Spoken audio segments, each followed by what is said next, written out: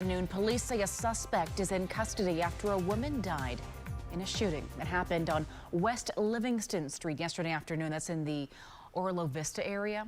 Now, the suspect was taken into custody this morning. Good afternoon and thank you for joining us. I'm Kirsten Delgado. The victim is identified as 42-year-old Takeshia Eads. Her family says she was a mother and grandmother. I had problems, but that's just something that should have happened, but did happen. She's a wonderful lady. She's beautiful. She has a nice heart. Even though I have so much love around me, the one person that I want is not here, and I need her. I need her. My son-in-law shot my daughter. That is what the 911 dispatcher heard first. Not an address, not a description of what happened. A mother already on the other side of something that could not be undone. It was 3:45 in the afternoon on a Tuesday in March. Deputies responding to the 5200 block of West Livingston Street in Orange County found a woman in the bathroom of her own home. She had been shot in the head. She was still alive when they loaded her into the ambulance. By the time the sun went down that evening, she was not. What had been building inside that house for months, nobody outside those walls had been allowed to see it clearly. Until now. You are watching Silent Outcome. Before we continue, like this video, drop a comment, and subscribe so you never miss a case like this. Her family made one request when the news cameras showed up on their street. Their request was simple and it was firm. Remember her as Takeshia Eads. Not by the name she had taken in marriage, by the name she was born with, the name that belonged to her. That request alone tells you something about who she was to the people who loved her most. A woman with an identity so distinct, so fully her own, that even in the wreckage of the worst day of their lives, her family wanted to make sure the world got her name right.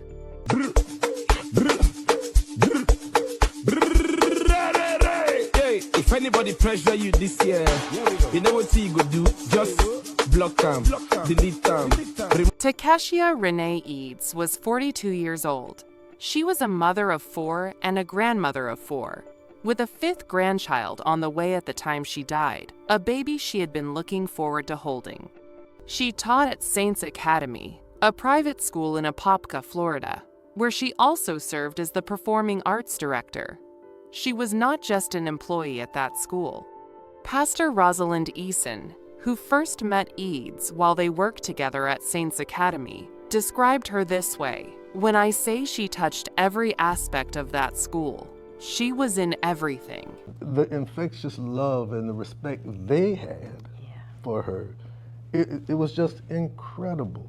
So she was a jewel, almost an understatement.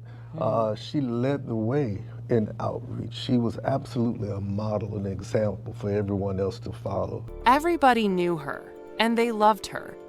At her church, where she had been an active member for nearly a decade, she was a praise dancer and a community outreach leader. She was not someone who sat in a pew and went home. She was in the building, in the work, in the lives of the people around her. Her friend Latasha Tony called her a guardian angel, said she was the kind of person who met you where you were and left you better than she found you, always offering something positive, always showing up. Her daughter Cordesia Page said it plainest. It was God first, her kids, and her family. She would give the shirt off her back to anybody. And then she said something that stopped everyone who heard it cold. "Can't nobody pray like my mama prayed." That is who Takeshia Eads was before any of the rest of this. A woman her church called a jewel. A woman her children called irreplaceable. A woman who was expecting her 5th grandchild and had every reason to believe the best chapter of her life was still ahead of her. Her mother, Stacy Eads, was there the day everything changed. She was close enough to the house to hear what happened, close enough to be the voice on that 911 call. And that same woman had recently made a decision, a legal one, a documented one. Before the 25th of March, 2025, there was a life, a shared one. A house on West Livingston Street in the Orlo Vista area of Orange County, where Takeshia Eads and Lamar Bryant had built something together. Children, routines, a household that extended outward to include the family members who stayed close. Her mother was not a distant presence in Takeshia's life. She was nearby. She was woven in. The kind of mother who knew her daughter's rhythms, who showed up, who was close enough to the house on a Tuesday afternoon in March to hear what happened inside it. Lamar Bryant was 41 years old. He and Takeshia were married. They had children together. On the surface, what existed between them was a family. And for a time, whatever that family looked like from the inside, it held together enough to keep going. But by early 2025, something had shifted beyond the point of repair. The marriage had deteriorated. Whatever had once made it functional was gone. And Takeshia Eads, the woman who gave the shirt off her back to anybody, who prayed over the people she loved, who poured herself into every room she walked into, that woman had reached a conclusion. She was done. But she made it. She filed for divorce. She put it in writing. Bryant refused to sign the paperwork. That detail is not a footnote. It is not a minor procedural wrinkle in an otherwise straightforward legal process. It is the first documented, verified moment where the shape of what was coming begins to reveal itself. And the man on the other side of that paperwork had looked at her decision and refused it. What happened next did not begin on March 25. It had been building long before that Tuesday afternoon. And the record of exactly how it had been building, the arrests, the charges, the bond releases, the weapons, that record existed. It was documented. The criminal record attached to Lamar Bryant's name did not begin with the marriage falling apart.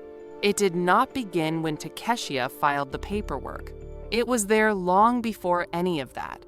And it was not a single incident, not a one-time mistake, not the kind of isolated event that a person could reasonably point to and say it was out of character. It was a pattern, documented, repeated, escalating across multiple years while Takeshia Eads was living inside the same household.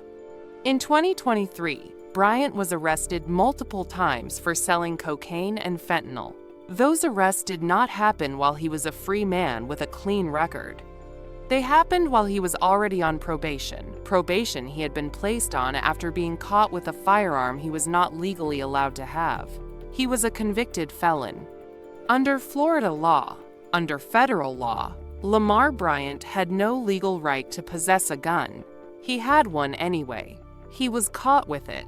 He was placed on probation for it. And then, while serving that probation, he was arrested multiple times for drug trafficking. A man on probation for illegal gun possession gets arrested multiple times for selling hard drugs. Not once, multiple times. And the system that was supervising his probation, that was monitoring his compliance, that had the documented record of who this man was and what he had already done, that system kept moving.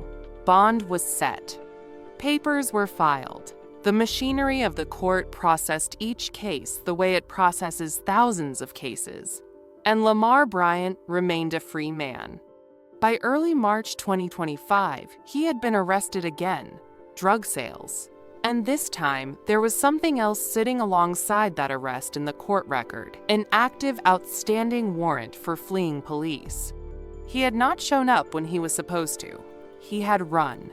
And when he was finally picked up in early March 2025, a judge looked at the file, set a bond, and released him. That was weeks before March 25. He walked out of custody with an open drug case, an active warrant history, a probation record, and a prior conviction that made it illegal for him to be within arm's reach of a firearm. He walked back into the house on West Livingston Street, back into the household where Takeshia Eads was raising her children, teaching at Saints Academy, leading praise dance at her church, and waiting for the divorce she had filed for to move through the court system. This is where the three things that were happening simultaneously in early 2025 have to be placed next to each other, because separately, they each look like their own separate story. Together, they tell a different one entirely. Takeshia was trying to leave. That is the first thing. Bryant was out on bond, with an active criminal case, prohibited by law from possessing firearms. That is the second thing. And Bryant had refused to accept that the marriage was ending. That is the third thing. A woman trying to exit. A man with a documented history of ignoring legal boundaries. A man who had already demonstrated, across multiple arrests and multiple years, that the rules that applied to everyone else did not apply to him. A man who believed he could sell drugs on probation, who believed he could possess firearms as a convicted felon, who believed he could run from a warrant and eventually just bond out and go home. That belief that the consequences other people faced simply did not apply to him, did not stay confined to his criminal record. It followed him into the marriage. It followed him to that paperwork. It followed him to the word no, he said when Takeshia tried to walk out the door, legally, properly, through every channel the system had given her. On the afternoon of the 25th of March 2025, Lamar Bryant picked up one of his daughters from school. That is where investigators say it started. Not at the house. Not at the moment the shots were fired. It started at a school pickup, except this one had 2 stops built into it before the car ever turned back toward West Livingston Street. The first stop was a liquor store. The second stop was a storage unit. Bryant went inside the storage unit while his daughter waited in the car. When he came back out, he reached into his pockets and placed 2 firearms on the center console. His daughter was sitting right there. He said nothing. He just put them down and drove. His daughter told investigators what she saw. She told them her father kept guns in that unit. She told them exactly what he did when he came back to the car. That account from his own child, sitting inches away from those weapons, became central to what prosecutors would later argue about what Lamar Bryant had decided to do before he ever pulled into that driveway. When they got back to West Livingston Street, Takeshia was outside the house. She and Bryant went inside together. Within minutes, the shots were heard. The same daughter who had ridden in that car, who had watched her father place those firearms on the console, who had sat in silence the whole drive home, that daughter was inside the house when it happened. She found her mother. The probable cause affidavit that investigators filed after examining the evidence, the witness statements, and the timeline of that afternoon reached a conclusion stated in plain language. Based on the facts and circumstances of the investigation, Lamar Bryant consciously decided to commit the murder of Takeshia Bryant. The affidavit did not leave room for ambiguity about what kind of killing this was. It went further. There is no evidence to suggest Takeshia Bryant had a firearm or was threatening Lamar Bryant at the time of the homicide. She was not a threat. She was not armed. She was a woman who had filed for divorce and was standing outside her own home when her husband pulled into the driveway. The storage unit stop, the 2 firearms, the drive home in silence with his daughter in the passenger seat. Investigators did not look at that sequence and see a man who acted in a moment of passion or rage. They looked at it and saw a man who had made a decision before he ever left to pick up his child from school. A man who knew exactly what he was going to do and built the afternoon around it. When the 911 call came in, it was Takeshia Eads on the line, Takeshia's mother, the woman who had been close enough to the house that afternoon to hear the shots ring out from inside. 3 of them. She told investigators her daughter had been shot in the bathroom. She was outside when it happened. She heard it. Deputies arrived at the 5200 block of West Livingston Street within minutes. They processed the scene from inside the house to the perimeter outside. They gathered evidence. They took statements. and they began reconstructing the timeline of an afternoon that had started with a school pickup and ended with a woman dead in her own bathroom. The witness account that anchored the premeditation finding came from the daughter who had been in the car. That account gave investigators the connective tissue between Bryant leaving the house and Bryant returning to it, and it gave prosecutors exactly what they needed to establish that what happened inside that bathroom was not impulsive. It was planned. Bryant was not at the scene when deputies arrived. He had left after the shooting. An alert went out. A search began. And the following morning, on the 26th of March 2025, Lamar Antonio Bryant was arrested and charged with first-degree murder. By then, investigators had already begun pulling the full picture of who he was: the drug arrests, the probation violations, the illegal firearm possession, the outstanding warrant for fleeing police, the bond release weeks before the shooting. A record accumulating in the Orange County court system across multiple years that documented in specific detail a man who had repeatedly demonstrated that legal boundaries meant nothing to him. If you have been watching Silent Outcome and you want to understand exactly how a man with that documented history was standing in a driveway on West Livingston Street on a Tuesday afternoon with 2 firearms in his pockets, stay with me.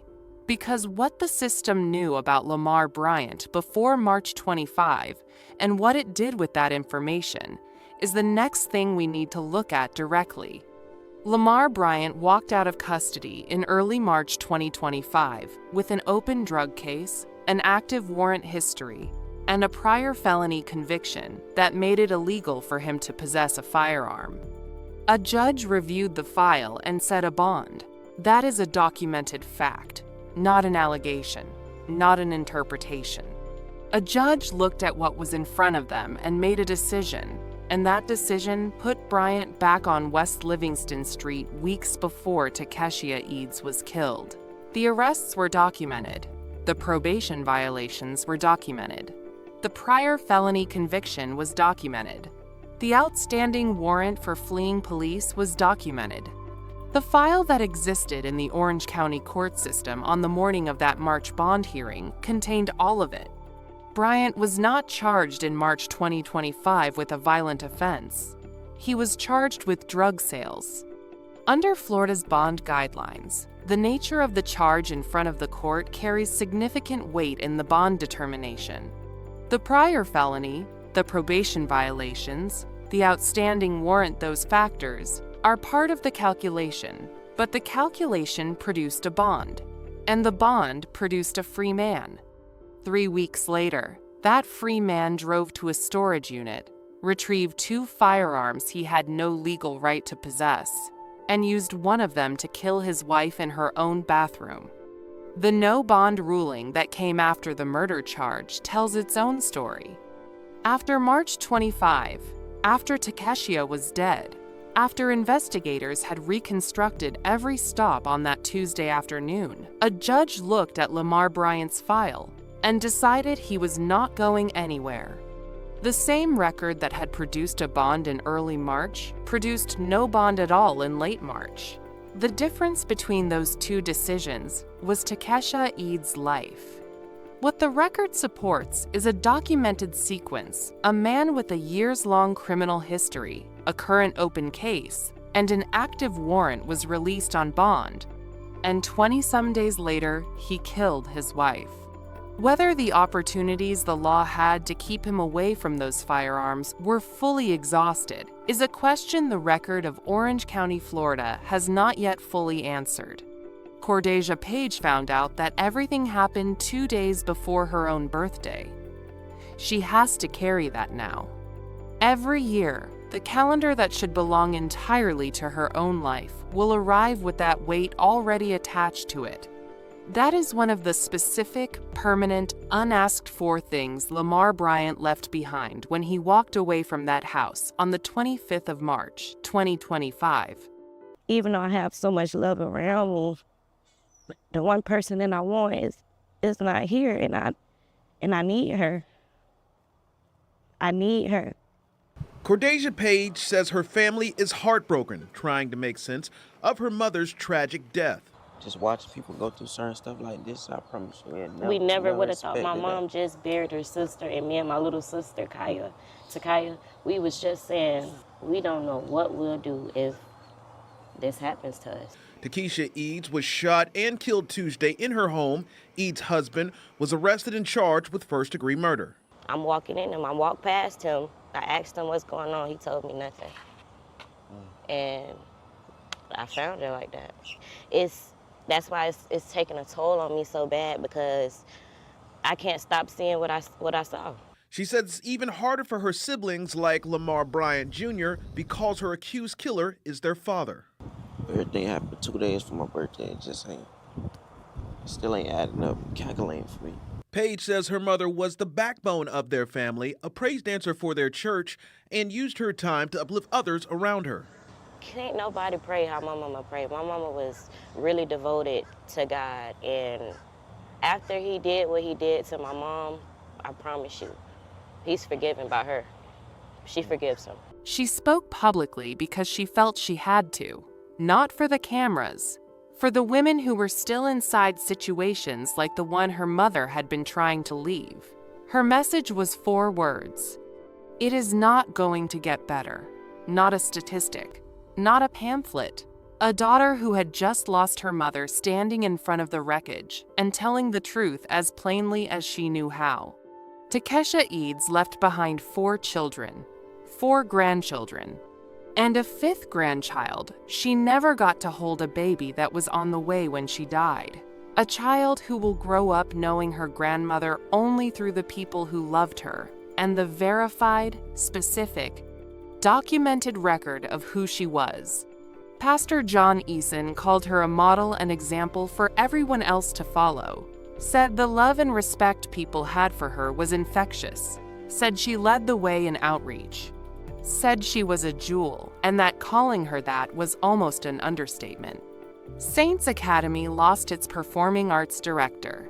The children she taught lost the woman who had built the arts program around them. Her church lost a praise dancer and an outreach leader who had been showing up for nearly a decade without ever being asked twice. Her family lost the person Cordasia Page described as the backbone of everything they had built together. Bryant is in the Orange County Jail. He has been held without bond since his arrest. The prosecution is ongoing.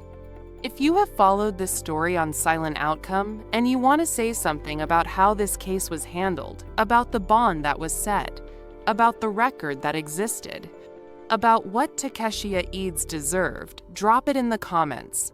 Every word gets read, and the next investigation is already underway. Takeshia Eads had filed for divorce. She had done it legally, properly, through every channel available to her. She had put her name on a document that said she was choosing a different future. A future without the man who had spent years demonstrating that the rules did not apply to him. A future where she was the performing arts director at Saints Academy, the praise dancer at her church, the grandmother of 5, the backbone of her family on her own terms, in her own name. Takeshia Eads never got there. But her family made sure the world would know her name. Not the name she had taken, the name she was born with, the name that was always hers. Takeshia Renee Eads.